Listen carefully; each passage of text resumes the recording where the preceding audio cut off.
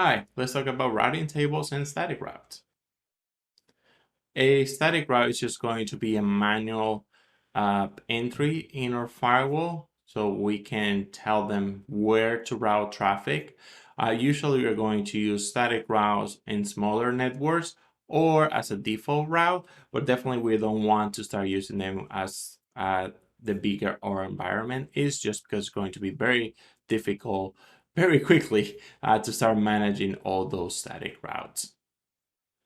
This is a snippet of how we'll be configuring a static route from the CLI, but this same information will be required on the GUI, like the destination IP, which is going to be the subnet we're trying to reach, what's the subnet mask for that particular destination, and the gateway IP that will give us access to that destination. Every static route is going to have a priority. The lower the number, the better the preference for that particular static route. Over here, we have an example where we have two ISPs. We're preferring ISP 1 because the priority is set to 1 versus the other one over port 2, priority is set to 20. But that is for priorities. Priorities is going to be between static routes, but there's also the concept of administrative distance, which is going to be between different routing protocols. Like OSPF is going to have a distance of 110, BGP or IBGP, I should say, is going to be a distance of 200. So that is going to differentiate how a routing protocol is preferred. Again, distance is between routing protocols, priority is between static routes, but that we can define that as well from the CLI or through the GUI very easily. In this particular example, by us modifying the distance, then OSPF, because has a lower distance of 110, is going to be preferred over our static route going to ISP number 2 with a higher distance. This is just a snippet of how we will configure a static route from FortiManager. Very similar configuration and step from the regular firewall. So routing table, let's talk about what's the routing table, how it collects the information, how we can read it, and what's the information that we can get from it. The get routed static command, for example, is just going to give us the static information from our routing table, and we're going to show that on the lab, versus the get router info routing table all, which give us everything within our routing table. Keep in mind there's two tables really. One is the routing database, where it contains all the routes that the firewall has learned, but the routing table will have only the best routes. Those routes are active, and that will help us move traffic between one destination, one point A and point B. Regardless of how that route is get preferred, either by priority, has a better priority, maybe has a lower distance, maybe has some type of metric that makes it better than other routes. As long as that is, there's some type of winner, those will be active and in a routing table, versus the database is just going to be the collection of all the routes. Here we have an example of the difference between the routing database and the routing table. Although very simplistic, right? On the database, we have a total of 5 entries. The routing table only has 4, because one of them was already elected as the winner in the case of the 10.10.10.0/24 route.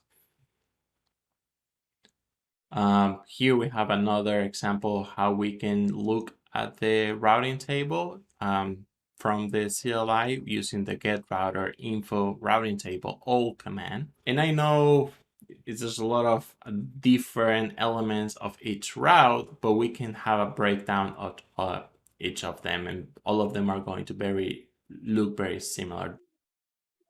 Here's the breakdown of one of our entries in our previous command. This one in particular is for a BGP learn route, and we get that by the B at the front of it. And then we have other elements that, like the destination IP or subnet that we're trying to reach, what's going to be their distance and metric, what's the IP of our gateway or next hop, what's the interface going to go out, and how long that route has been active in a routing table. The virtual routing and forwarding, or VRF for short, is a way for us to virtually segment our routing table. By default, everything is just going to be on the global VRF or VRF0, and all the routes are just going to be dumped there.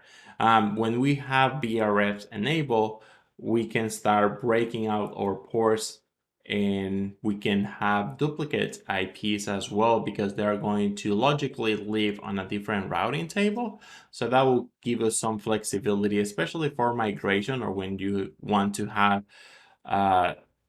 or guarantee that some traffic will never route to a different section of your environment. Maybe when you have a DMZ, or maybe when you have multiple tenants and you are just like an ISP or a provider and you just want to break those sections, the VRF are going to help you with that. Here we have an example of how the routing table is going to look when multiple VRF are enabled. As you can see here, VRF1 has 2 entries, well, all of them has 2 entries really. But pay attention to VRF2 and 3, where the 192.0.2/24 exist in both routing tables. That will allow us the flexibility to have duplicate IPs if needed. So that's one of the things that we can do with the VRFs. The always prefer healthy next hop is a way for the static routes to guarantee that they will be able to route traffic for them to become active. It's just a few checks that every static route must pass for that static route to be active in a routing table. The SNAT route change is a way that the firewall is going to handle active sessions when there is a route change. By default, which is the disabled state, active sessions will remain on the exit port when there is a routing change. So in this particular case, if we are routing everything through port 1 going to ISP1, if there is a route change preferring ISP2, all active sessions will remain on port 1. New sessions will start using port 2, and that will be the default behavior. We're going to demonstrate that on the lab, but this is just important to know. If our environment doesn't have if our environment does have traffic that is not very resilient to this type of changes, like maybe voice, which is that runs on the UDP protocol for RTP, maybe it's not going to be as seamless as other web browsing type of traffic. The kernel routing table is just going to be a in-memory raw representation of a routing table. So I rarely find it super useful. Like, it's very difficult to read, and I will prefer always to go to the routing table. But just know it exists, and that the firewall is getting the decisions from the kernel, from the memory routing table, from the kernel routing table. Before we jump to the lab and we start playing with static routes and other settings, let's just go over the conclusions for this lesson. A static route is going to be a manual entry on our firewall that will detect how we can route traffic. Static routes possess the concept of a priority, and that will dictate which static route is preferred, the lower the priority, the higher the preference. The routing table will contain the collection of all the active routes in our firewall, and the routing database will have everything that we have learned routing wise. The SNAT route change by default is disabled and is going to leave active sessions where they are if there is a route change. And the kernel routing table is just a in-memory representation of a routing table. So let's go to our lab computer, and this is the environment that we're going to be working on. Branch 8 on the right with our target subnet of 172.16.4, 2 uplinks to HQ over port 2 and port 3. Then we have a downstream from HQ to branch B with their target subnet of 192.168.5. So let's start creating static routes on branch A. Just for awareness, I already have policies allowing all traffic because I'm not care too much about how we create policy, but more how we route traffic. So on branch 8, let's start creating some static routes. I don't need to create the uplinks port 2 and port 3 because those are connected routes. So I just need the other side of HQ. So that's 10.5.5/30 over port 2. The text is going to port 2. I'm going to change the administrative distance of all my static routes to 200, and that will came into play later on. But then also I'm going to change my priority for port 2 because I want port 3 to be my priority path, primary path. And then let's create another one for 192.168.5.0. Also going port 2, distance 200. And priority 10, because again, I want port 3 to be my primary. Because this is our static route, I need to also define my second uplink with a similar, well, not similar, exactly the same information, just a different port. And it's going over port 3. The text that, and I'm going to leave the priority as 1 because it's going to be lower than 10, therefore port 3 is going to be preferred. And now one more, 192.168.5.0/24, 10.3.1, and distance 200. Because I know you don't want to see me doing static routes the whole day, I already have a small script for HQ. I'm going to paste that here. Please keep in mind that on HQ, I did a different tweak, and I am preferring port 2. As you can see here, port 3 has a higher priority than what we define for port 2. So HQ is going down, is going to be preferring port 2, and branch A going up is going to be preferring port 3. So let's get the static routes from branch B. And let's make sure. All right. So now let's make sure if everything is working. I already have these 2 target computers on each side. This one over here for branch 8, 172.16.4.2. And on the other side, we have 192.168.5.2. So let's do a, oopsie. Let's do a single ping, 172.16.4.2. And it's working. So let's see what happens on, here. If we do a sniffer and we filter ICMP, if we do a ping from branch B to branch A, HQ is going to send all traffic over port 2. So let's see if that happens, since that's the preferred path. And it is. We're receiving traffic on port 5, but we're sending that on port 2 since that's what we are preferring. But look at that. The return traffic is also coming on port 2 instead of our branch A preferred port 3. And that is because the firewall the Fortinet firewall by default is going to allow asymmetric routing as long as that particular interface, that path, has a valid route.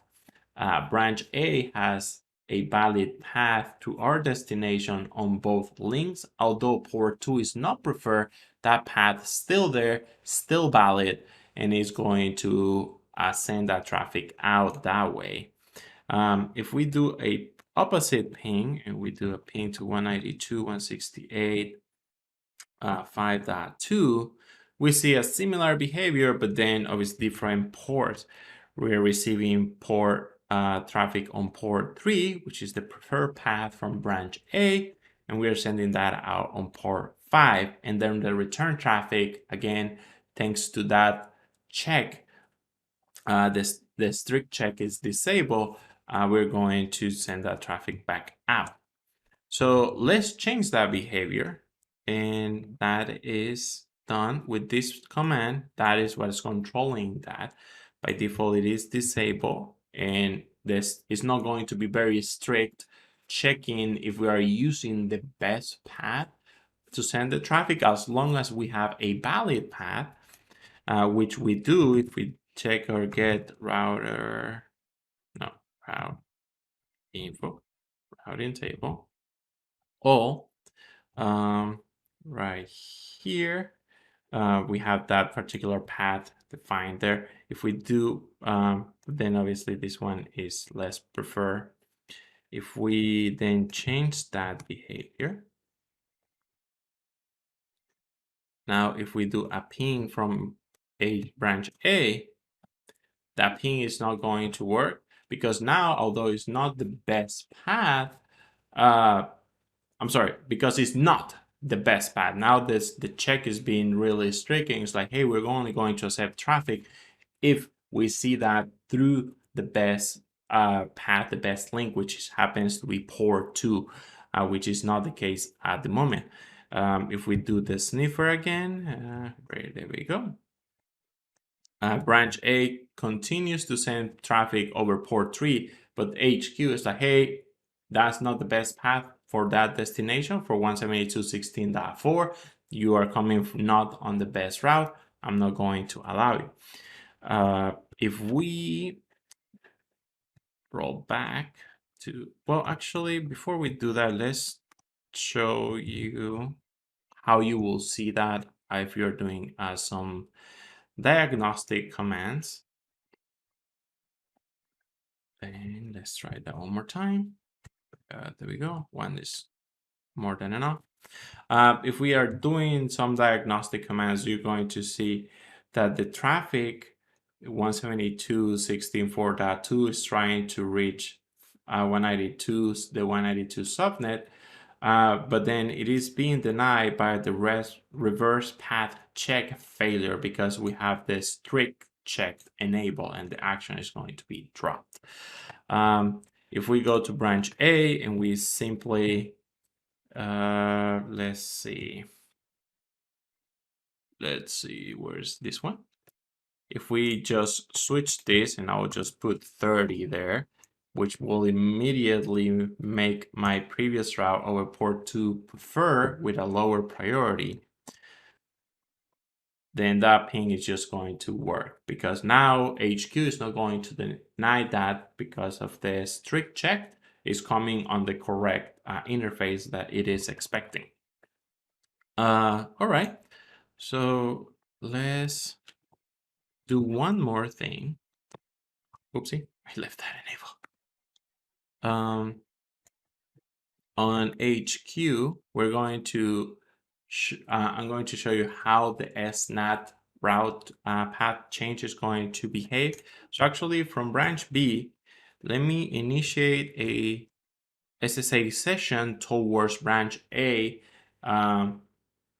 subnet, the target subnet. So it will be execute SSH admin at 172.16.4.1, and boom, we're in. We are connected to branch A from branch B. So on HQ, if we look at our session table, And we're going to talk a little bit more on sessions later on the course, but right now I just wanted to point out a few things. Where is it? Here it is. This is the session that we have currently active for the SSA session I just made. And as you can see, the gateway is the 10.2.2. So I know that session is going out on port 2. So let's go to the firewall policy. Let's close this, exit. Now the session is gone. HQ. This is back to HQ. As you can see, I have two policies, one from A to B and from B to A, but NAT is not enabled. So the SNAT rule is only going to apply when NAT is enabled, but the session tracking will remain the same. So let's enable NAT, and I'm just going to use a pool that I already created before from 192.168.5.3, 33. So let's click OK there. And now if we reattempt that same connection, boom, we are connected on branch A. Let's review our session table one more time. So now the session table will still route traffic over port 2. Here it is. Yes. It's going to still route traffic over port 2, but it's also now going to track our NAT, the NAT that we are doing thanks to that policy.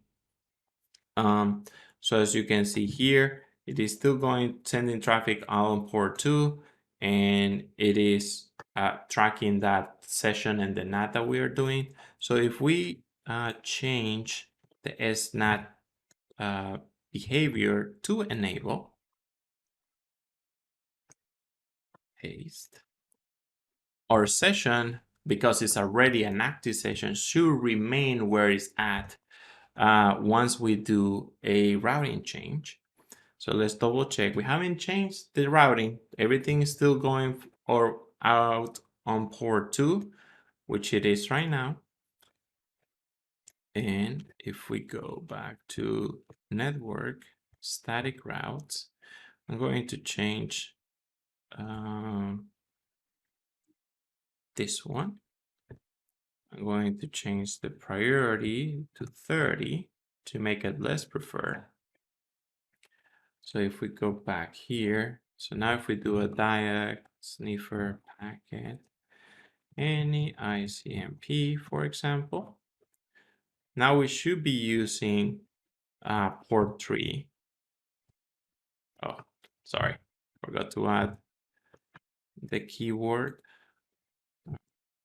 or to see the port information. There we go. So the port is now using port 3 because the routing change that we did, but our session remains active. Nothing has happened to that session for SSA session. So let's see what's going on with that. And it's, where is it? Here. The session moved because we enabled the SNAT route change before we did the routing change. Now we can see the session remains active, but now the gateway is 3.3.3. The firewall automatically took that and move it over when it detects the routing change. So if we do now the opposite, let's disable this.